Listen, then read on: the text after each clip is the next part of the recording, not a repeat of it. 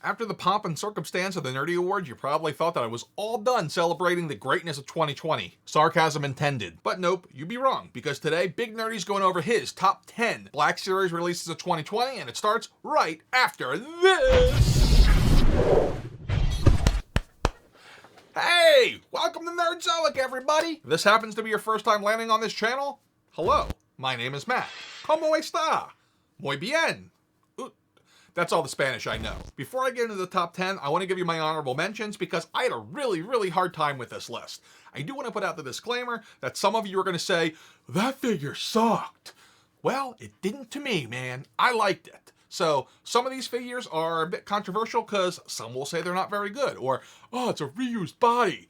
I don't care. I still love it. First, we have the episode 2 Ewan McGregor. I know a lot of people hate on this figure, but I'll take anything Ewan McGregor. Sticking on this era, we have the Anakin Skywalker Black Series. Kind of surprised it took us this long to get this version of Hayden Christensen, considering how immensely popular the Black Series Episode 3 version of him is, but hey, here we are. Continuing on with my honorable mentions, we have the Mandalorian Super Commando. As Mike Cass says, no mom, it's not a phase. I like horns now. Seriously though, with the horns, this figure reminds me of Rey Mysterio during the dying days of WCW. Ben, we have any more honorable mentions? No, that's just Mrs. Nerdy before she has her coffee in the morning. Take that down. Make sure you edit that out. She'll kill me if that makes it in the video.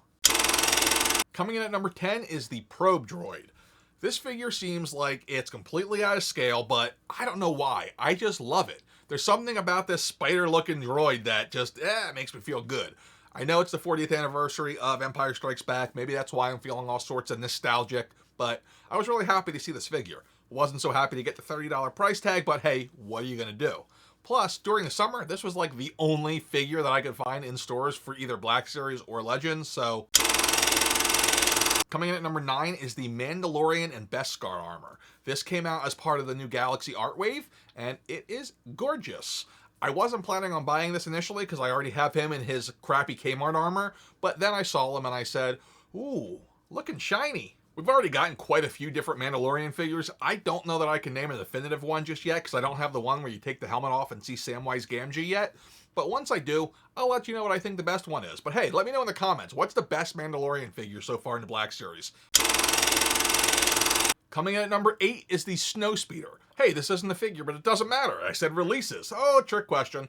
I really love this because anytime we get a vehicle in the Black Series, I think it's awesome. This was actually the prize for our 1,000 subscriber contest we had here at Nerdzoic back in June, so yeah, this figure's got a special heart in the channel's history. Come on, Big Nerdy, vehicle, not figure. Of course, Hasbro, always thinking, gave us the Snowspeeder Luke figure later in the fall, so we got everything we need. I'm really curious to know how this sold overall, but since it was never in stores, I have no clue. I would really be curious though, because I think that depending on how this sold is going to tell us if we're ever going to get anything else for Black Series vehicles. Speaking of, I made a video with like a wish list of Black Series vehicles and what could be done in the scale. I'll put a link down in the description. If I channel my inner Nostradamus for a minute, my guess is that we're going to see the next vehicle released in 2 years, in 2023, right? Yeah, because that's the 30th anniversary of Return of the Jedi. What do I think we're getting? Jabba's sail barge, 6-inch scale. Wait, no. That'd be really big. All right, if we can't have the sail barge, give me an ATST, because that's totally doable. You got that, Hasbro? We'll just wait. Coming in at number 7 is a Jedi Master with a bit of a temper, Plo Koon. I fell in love with this character when episode 2 came out because he had the whole, oh, sometimes I get mad and use the dark side thing. And I was like, wait a second, that doesn't make any sense or fit in with the Star Wars lore. But I don't care because I like seeing Jedi use Sith lightning. I guess it's not Sith lightning if a Jedi uses it. I'm just going to say it. If they would have went into Palpatine's office to arrest him with Plo Koon there instead of like the guy with the horns, Shaq T, I think his name was, yeah, we wouldn't even need an episode 4 through whatever because Palpatine be dead. Plo Koon go in there and be like, ding. Coming in at number 6 is a figure that I think a lot of you would have thought would have been in my top 3, but it's not, and it's Count Dooku. Hey, I did that, I didn't say Doku. The Christopher Lee likeness in this figure just blows my mind, man. I really like this figure. By far, this is the definitive Count Dooku in any scale. I did it again! Fantastic figure, and he's one of my favorite of the year. Coming in at number 5, we're going to stick to the prequels, and I'm going to give you Kit Fisto. I'll be honest, Kit Fisto is never one of my favorite Jedis during the entire prequel era. I would have taken Plo Koon before him, Mace Windu, Ki-Adi-Mundi, Yoda, obviously. But as I get older and I look back at that prequel era, the more Jedi you can give me, the better. And we still got a lot to go, Hasbro, so don't let us down. Shaq T, anybody? Boris Offrey? Yeah, I know, I probably just butchered their names. I'm sure you can tell me all about it in the comments. If you haven't noticed yet from watching me, I butcher names a lot. I'm like the George W. Bush of saying fictional names. Coming in at number 4 is a figure that I think might actually be somewhat controversial because he won the Best Nerdy for Figure of the Year, and that's Cad Bane. I'm just saying Cad Bane in general because I never actually got the convention exclusive, only the basic release. He is a fantastic figure. I have seen some QA issues where his eyes look like they're bleeding. Yeah, seriously.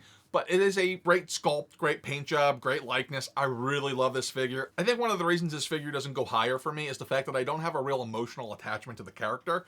I love the Clone Wars, but when they came out, I refused to watch the Clone Wars because my first introduction was the 2008 Clone Wars movie, which I watched and said, well, I'm done watching Star Wars movies, and I had like a little hiatus there. Big Nerdy wasn't that nerdy from 2008 to 2011. Only in the last few years since Rebels initially premiered have I actually gone back and watched the Clone Wars, so I really like it, but it doesn't have any nostalgia for me, so maybe that's why the figure's so low. Speaking of nostalgia, number 3 hit me right in the feels, so let's see who it is.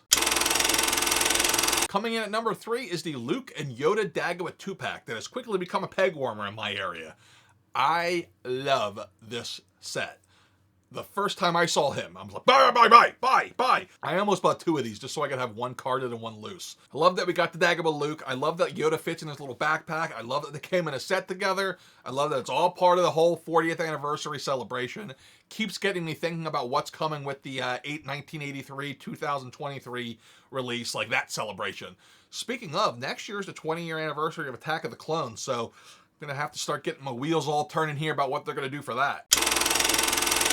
Coming in at number 2 is the Armorer. Again, much like Cad Bane, I do not have the deluxe version because I could not get it because I am not a bot. There's an inside joke for those of you who hate shopping bots like I do. She was a complete and total badass, and I loved it. Fantastic character, fantastic figure. The way they actually came out with this figure, like the way it ended up looking, the sculpt and all, it's just phenomenal. I absolutely love it. I think a lot of people had this as their best figure of the year. In fact, I bet you there's a lot of people who are like, hey, if this is a number 1, who's number 1? Oh yeah. You don't know where I'm going with this, and that's just how I like it. Just when you think you got all the answers, I change the questions. Sorry, I had a wrestler promo moment there. Let's go to number 1. Coming in at number 1, my number 1 release of 2020. My favorite thing, the best thing they did was the Heroes of Endor multi-pack. I'm a sucker for multi-packs, I'm a sucker for Return of the Jedi. Add them together, and yeah, you know I'm in. That's my personal top 10 best of 2020. If you want to see my best Black Series ever list, check out this video up here. But if you've already seen it, check out this video down here. Either way, be cool, stay nerdy. Later!